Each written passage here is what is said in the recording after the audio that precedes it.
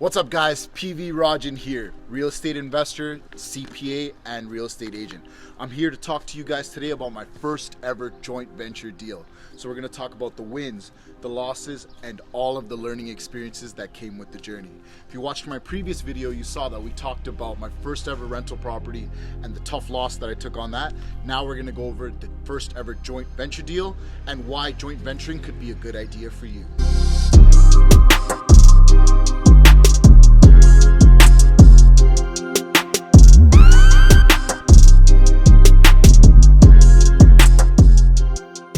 Alright guys, so let's talk about how a typical joint venture deal is usually structured. So you're going to have one person which is the operating partner, and you're going to have one person which is the money partner. Typically with the operating partner, their job is to do everything that's associated with the actual execution and turnaround of the deal. So what I mean by that is typically they'll be the one who finds the deal, runs the numbers, does their due diligence, everything required to identify a good deal. And then they're the ones who will actually execute it. So if in this example, we're talking about a BRRRR strategy deal, they're gonna be the ones who initially has the property acquired, does the renovations, make sure it gets appraised at the right amount, refinances back out the cash, and you're able to repeat the process again.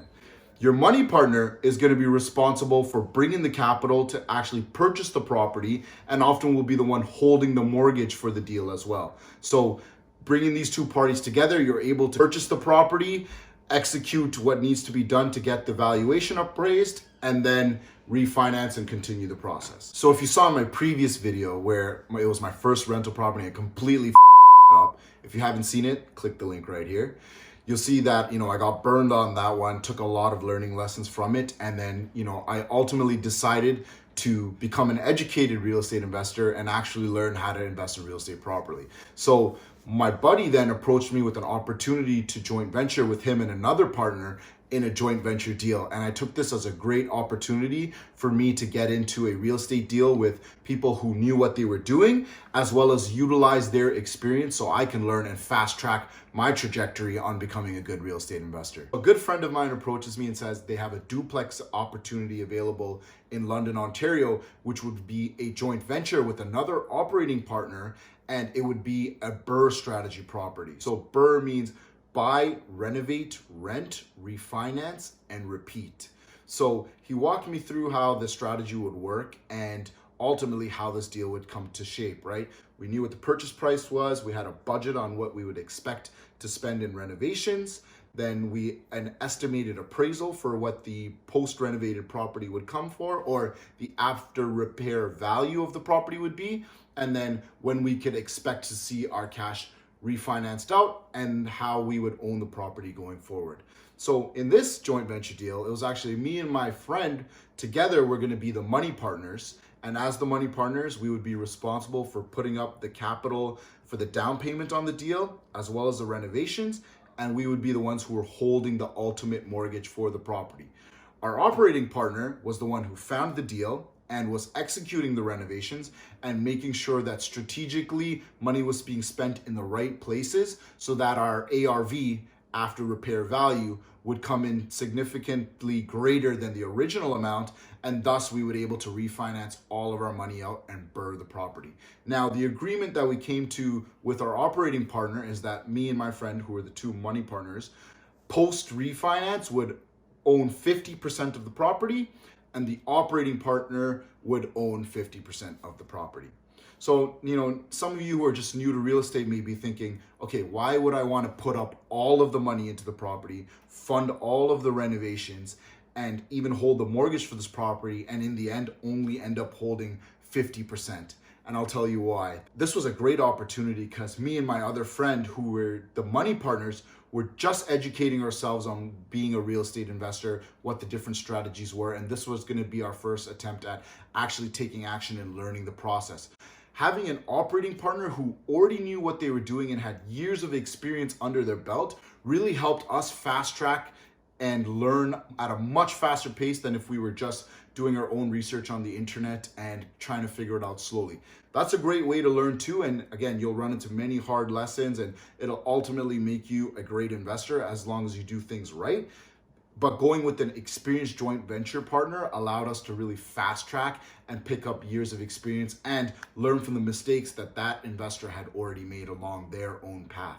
Based on this, we were able to justify the 50% ownership split because, again, the operating partner is the one who found the deal. They found a full BRRRR deal. We would be able to learn and leverage their experience.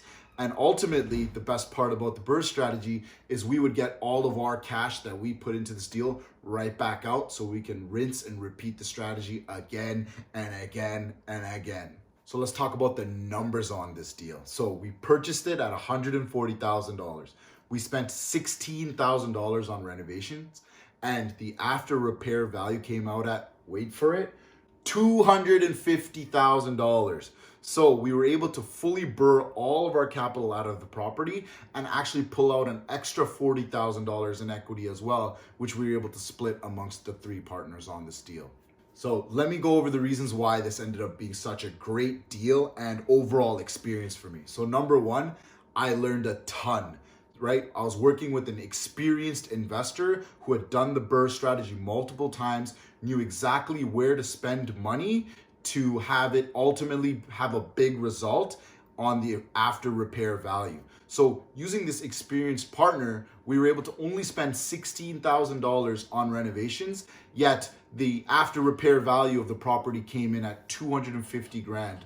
So that's 110,000 higher by just spending $16,000. That comes from experience and knowing what you're doing in this game. So partnering with someone like that really helped me and my other partner learn and take those experiences going forward into future deals. The other great thing about working with an experienced real estate investor is they've built themselves up by taking hard lessons and learning experiences and making mistakes along the road.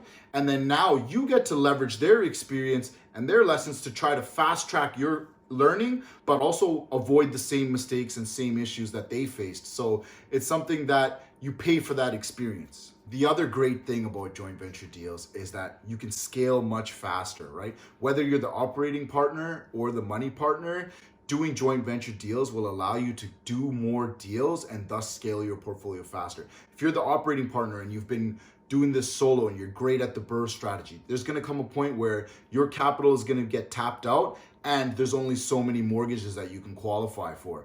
By bringing on a JV partner, you're going to be able to keep qualifying for mortgages and doing more deals and ultimately getting a portfolio that's growing and scaling pretty fast. Now, if you're the money partner, you're also going to be able to scale pretty quickly because you're going to be working with an experienced investor who's going to be able to continually be finding good deals and helping you BRRRR properties out and growing your joint portfolio together at a pretty fast rate. Another big advantage is once you get to deals that are very high dollar amount transactions, you can bring on multiple JV partners and take on bigger deals. This way, you'll get a chunk of a much bigger pie.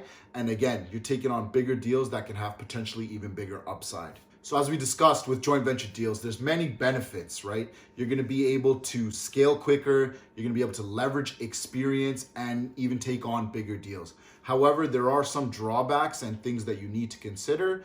The biggest sticking point for most people is that you're giving up equity.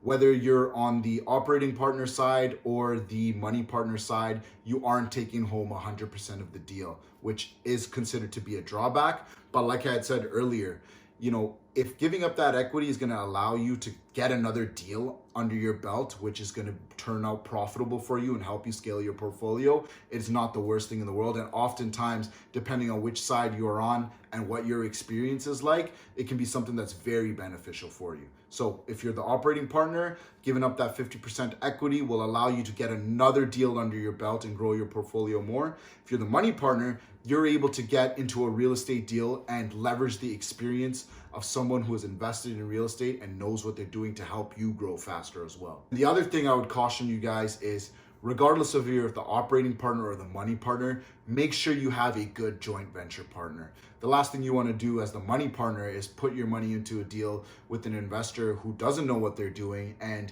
things don't go according to plan as a result in the end. If you're the operating partner and you're scaling and you're doing deals, you want to be working with a money partner that understands what you're doing, how the BRRRR strategy works or whatever strategy you're employing works, and also understands the risks associated with investing in real estate and some of the potential problems or hiccups that can come along the way. Making sure that you're very clear in this partnership is going to go a long way, and making sure that both parties understand how things work and what the risks are is very important as well. I hope you guys enjoyed this video, and I hope that this could be a stepping stone for you to potentially get into a real estate partnership or a joint venture deal. If you enjoyed this video, make sure you smash that like button and hit subscribe. I also want to hear from you guys in the comment section. Tell me about some of the real estate partnerships that you've entered into, or if you're considering one, what are some of your questions or concerns about it? I'll see you guys in the next video. Peace.